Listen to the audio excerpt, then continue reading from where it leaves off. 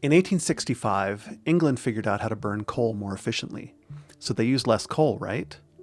No. They used more. Way more.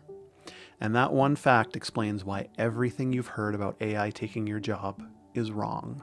Right now, there's a panic spreading through every office, every Slack channel, and every LinkedIn feed. The fear is simple.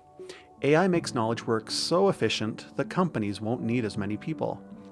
Fewer engineers, fewer analysts, fewer lawyers. But what if that logic has a fatal flaw? What if making work faster doesn't shrink the workforce? It explodes it.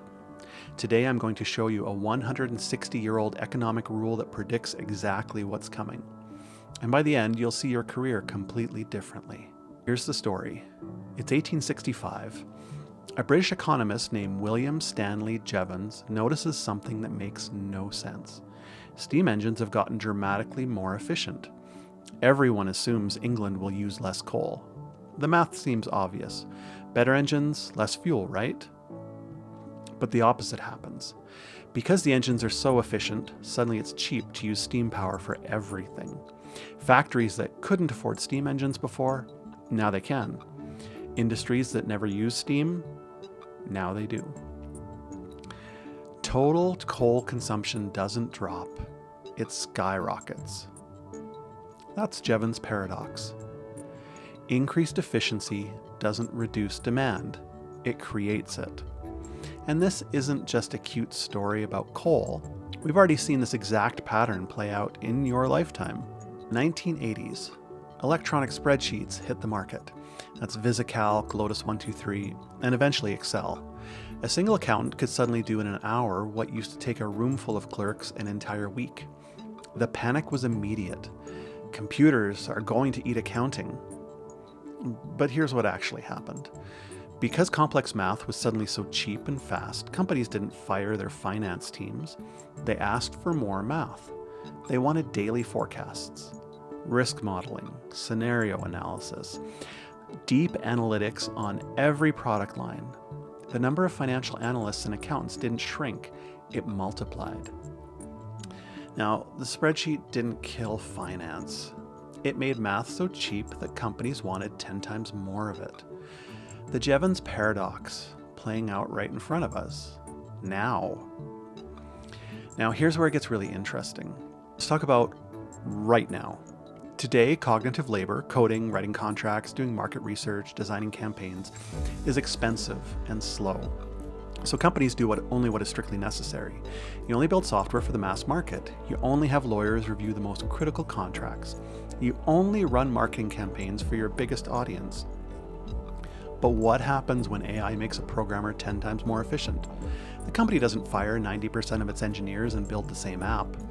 The cost of creating software plummets, and when the cost drops, the demand doesn't stay flat.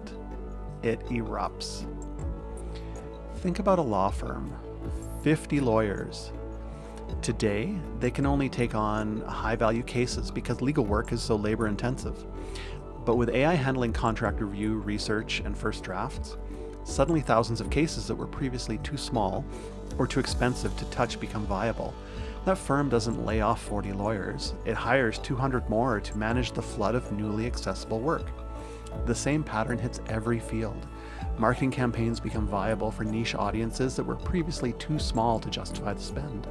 Custom software becomes economical for markets that couldn't afford it before.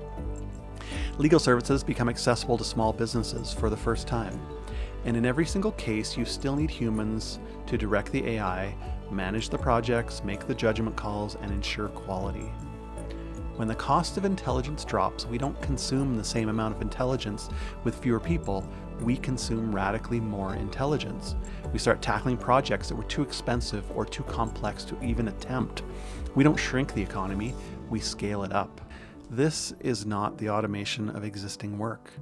This is the creation of entirely new categories of work that were previously too expensive to exist. So here's your homework. Number 1, look at your current role. What work does your company skip because it's too expensive or too slow? Number 2, that skipped work is your expansion zone. That's where the new jobs, the new teams, and the new opportunities are going to come from. And then number 3, Don't position yourself as the person AI replaces. Position yourself as the person who directs AI into that latent demand. The professionals who thrive in the next decade won't be the ones who fear the efficiency. They'll be the ones who see the rebound. AI isn't the end of white-collar work. It's the beginning of the cognitive boom. Now, tell me in the comments, what work does your company currently skip because it's too expensive? That's your Jevons Paradox moment waiting to happen. If this framework clicked for you, subscribing is the best way to catch the next one. I'll see you there.